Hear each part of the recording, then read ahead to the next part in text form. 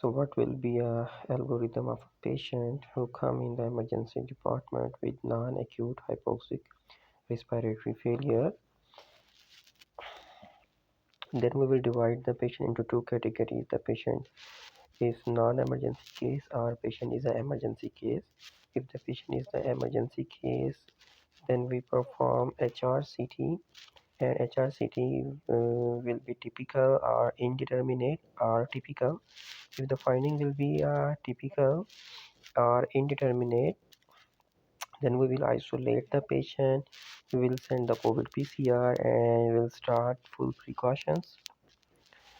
And the PCR result will be positive or negative. If the PCR result is positive, we will keep isolated, and if the PCR result is negative, we will again send the PCR, and we will wait for the two consecutive negative PCR and then de-isolate the patient.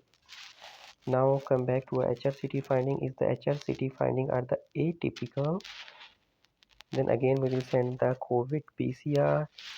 No need of isolation at this time, and PCR finding may be positive or negative. If the COVID PCR negative, keep de-isolated, and if the PCR finding are the positive, then we will isolate the patient.